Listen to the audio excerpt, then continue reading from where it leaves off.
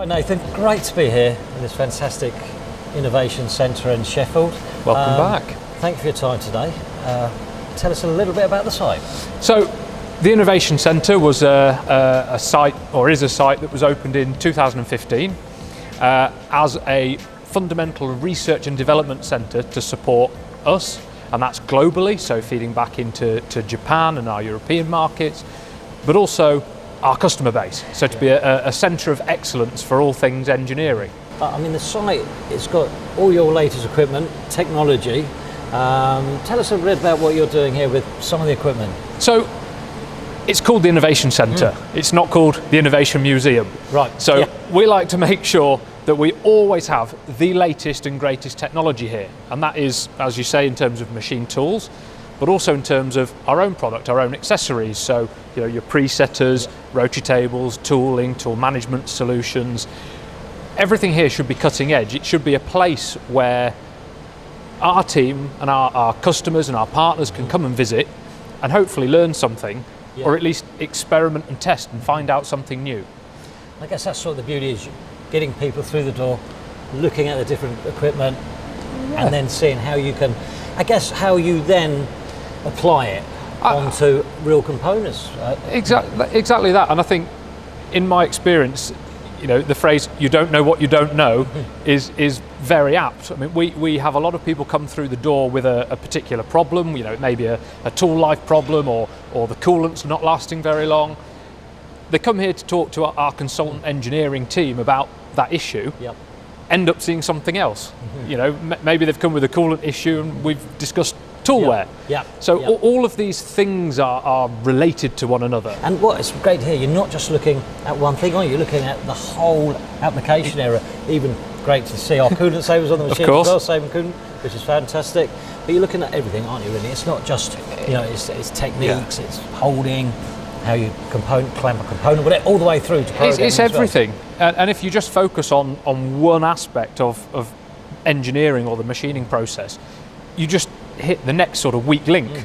So you have to look at this whole view, and it's something that we try and do. It's why we have the range of machine tools that we do, you know, different shapes, sizes, some with 4th axis, some with 5 axis, different work holding.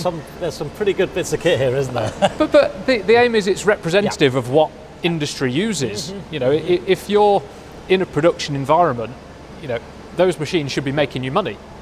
The idea is to make more money, not to take them off the production line for development. So, and I guess it gives you the ability, doesn't it, to look at each component in its own right and select the right, you know, tooling, not just say, oh, this is one. You know, you could offer many different types of. We can have a look at a machine tool. We can have a look at a method of manufacture. We can look at adding additional axes or work holding, or a different platform. Recommend some tooling. You know, maybe we do want to push the process a little bit harder. Maybe run out's an issue. We can look at all of these things and come up with what we hope and believe is the best solution. The most sustainable manufacturing process. It's the one with the best performance and the less waste. And of course, if we can do that, save a few quid at it as well. And I guess you're showing that people are coming in. Obviously, we've got the machine in Matsuura with the coolant savers on, as I say, which is great to see it working in action. And that's important. I know, you know, obviously, maybe you're just showing, and but you're still producing swarf. You've still got coolant going in there, so it's reclaiming it as saving. 100%. You know. And for me, you have to practice what you preach. It's no use us talking to, you know, our clients, our customers, our partners about a solution that actually we've not tried and tested ourselves. So this place is our test bed. As you say, we have the Coolant Savers, we have the Hangstoffer's coolant that we run in all of these machines. We know and we are confident that they work together. We've had the same coolant in these machines for about 18 months now. We've not had to suck any of that out, to waste it, to pay for removal. We just keep it checked, and as long as you look after it, it'll last for a long time. Actually, I was really impressed with the whole site. It's lovely. You know, it's a very light, nice building. Great building to visit as well. So I imagine you get a lot of people through the doors for events and so forth. We do, and we like to host our own events, but invite others to host events here too. We're never going to say no. You know, the doors are always open, and I don't know. I think that feeds into this collaborative working environment, that doors open policy.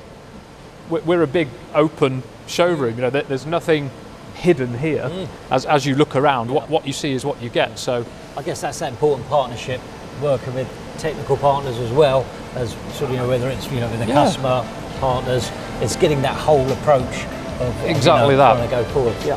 So, right. Well, thank you again, Nathan. It's been lovely to have the tour and speak at facility today, and look forward to the next event. Thanks very much, Jason. Great stuff. Thanks. Good to see you. Cheers. Thanks a lot. Cheers.